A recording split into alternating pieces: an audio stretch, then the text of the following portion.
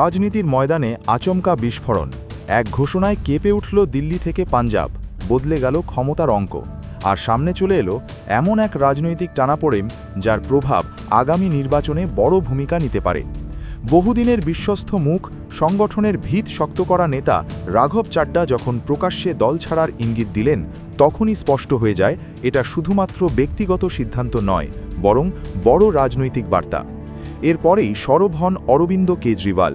সংক্ষিপ্ত মন্তব্যে তিনি সরাসরি আক্রমণ করেন ভারতীয় জনতা পার্টিকে, বলেন আবারও পাঞ্জাবের সঙ্গে বিশ্বাসঘাতকতা। এই এক লাইনের প্রতিক্রিয়ার মধ্যেই লুকিয়ে রয়েছে উত্তেজনা, ক্ষোভ এবং রাজনৈতিক লড়াইয়ের নতুন অধ্যায়। ঘটনার শুরু 23 এপ্রিল। আম আদমি পার্টির অন্যতম মুখ রাঘব চাড্ডা ঘোষণা করেন যে দলকে তিনি 15 বছর সময় দিয়েছেন সেই দল আর আগের মতো নেই। তার কথাই উঠে আসে গভীর হতাশা। আমি সঠিক মানুষ, কিন্তু ভুল দলে। এই মন্তব্য শুধু দল নয়, দলের নেতৃত্বের ওপরও প্রশ্ন তোলে। চাড্ডা শুধু দল ছাড়ার কথা বলেননি, বরং ইঙ্গিত দিয়েছেন বড় পদক্ষেপের। সূত্র বলছে তিনি রাজ্যসভায় দল ভাঙার আনুষ্ঠানিক প্রক্রিয়াও শুরু করেছেন। তার সঙ্গে আরও 6 জন সাংসদ যেতে পারেন এমনটাই জল্পনা। जिस आम आदमी पार्टी को मैंने अपने खून और पसीने से सींचा और अपनी जवानी के 15 साल दिए, वो आम आदमी पार्टी आज पूरी तरीके से अपने सिद्धांतों से, अपने मूल्यों से, अपने कोर मॉरल और वैल्यूज से भटक चुकी है। और अब ये पार्टी देश के लिए नहीं, देश के हित के लिए नहीं, बल्कि अपने पर्सनल फायदे के लिए काम कर रही है। आप में से कई लोग पिछले कुछ सालों से मुझे ये कह भी रहे थे, और मैं पर्सनली पिछले कुछ सालों से ये महसूस कर रहा था that I am the right man in the wrong party. I repeat, I am the right man in the wrong party. इसलिए आज हम ये अनाउंस करते हैं, मैं ये अनाउंस करता हूं कि मैं आम आदमी पार्टी से दूर जा रहा हूं और जनता के पास जा रहा हूं। पॉलिटिक्स में आने से पहले मैं एक प्रैक्टिसिंग चार्टर्ड अकाउंटेंट था। मंच पर बैठे मेरे साथी कोई साइंटिस्ट था, कोई एजुकेशनिस्ट था, और आज जो लोग आम आदमी पार्टी का दामन छोड़ रहे हैं, अलग हो रहे हैं, आम आदमी पार्टी से दूर हो रहे हैं, उनमें कोई वर्ल्ड क्लास क्रिकेटर रहा, कोई पद्मश्री रहे, कोई सोशल एक्टिविस्ट रहे। ये तमाम लोग अपना सब कुछ छोड़ छाड़ कर, सब कुछ न्योछावर कर कर एक करप्शन फ्री इंडिया का संकल्प लेकर आए थे और इस पार्टी को स्थापित किया था। मैं इस पार्टी का फाउंडिंग मेंबर था। मुझसे बेहतर आम आदमी पार्टी को शायद ही कोई जानता होगा। हम सब ने मिलकर पूरी कमिटमेंट और डेडिकेशन के साथ इस पार्टी को दिल्ली में स्थापित किया, पंजाब में स्थापित किया और देश के अन्य राज्यों तक पहुंचाने का प्रयास किया। लेकिन आज मैं बहुत दुख के साथ, बहुत पीड़ा के साथ और बहुत शर्म के साथ ये कह रहा हूं कि जो पार्टी करप्शन खत्म करने की कसम खाकर बनी थी, वो पार्टी आज करप्ट और कॉम्प्रोमाइज्ड लोगों के हाथ में बुरी तरीके से फंस चुकी है।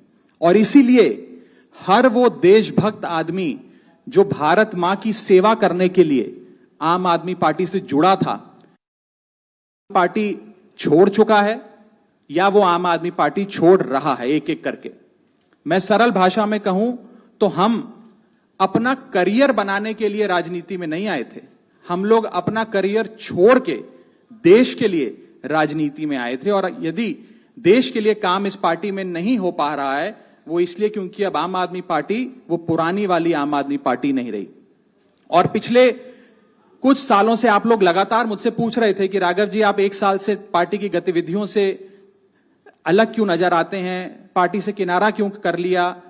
तब मैं कुछ बोलता नहीं था, मैं प्रयास कर रहा था कि चीजें बेहतर हों। लेकिन आज मैं आपको असल कारण बताता हूं कि क्यों मैंने पार्टी की गतिविधियों से अपने आप को अलग कर लिया। और उसका कारण यह है क्योंकि मैं उनके गुनाह में शामिल नहीं होना चाहता था। मैं उनकी दोस्ती के काबिल नहीं था क्योंकि मैं उनके गुनाह में शामिल नहीं था। आज हम एक ऐसे मोड़ पर खड़े हैं कि हमारे पास सिर्फ 2 ही ऑप्शंस थे, 2 विकल्प थे। या तो हम राजनीति छोड़ दें और पिछले 15-16 साल जो हमने सार्वजनिक जीवन में काम किया उसे त्याग दें, या फिर हम अपने अनुभव को, अपनी स्किल्स को, अपनी पूरी ऊर्जा और एनर्जी को लेकर पॉजिटिव पॉलिटिक्स करें। इसीलिए हमने ये डिसाइड किया that we, the 2/3 members of parliament of the belonging to the Aam Aadmi Party in Rajya Sabha, exercise the provisions of the Constitution of India and merge ourselves with the BJP. हम BJP में विलय करते हैं। এখানেই রাজনীতির আসল অঙ্কটা গুরুত্বপূর্ণ। রাজ্যসভায় এএপিপি এর মোট 10 জন সাংসদ, যদি 7 জন একসঙ্গে দল ছাড়েন তাহলে তা 2/3 সংখ্যাগরিষ্ঠতা পেয়ে যাবে, অর্থাৎ দলত্যাগ বিরোধী আইন কার্যকর হবে না। ফলে সাংসদ পদও থাকবে, আবার নতুন দলে যোগ দেওয়ার পথও খুলে যাবে। এই সম্ভাব্য তালিকায় উঠে এসেছে একাধিক চেনা নাম: হরভজন সিং, স্বাতি মালিওয়াল, অশোক মিত্তাল, সন্দীপ পাঠক সহ আরও কয়েকজন। এই তালিকা কার্যত এএপিপি এর ভিত কাঁপিয়ে দিয়েছে। বিশেষ করে স্বাতি মালিওয়ালের নাম উঠে আসা গুরুত্বপূর্ণ। তার সঙ্গে দলের সম্পর্ক অনেক দিন ধরেই খারাপ।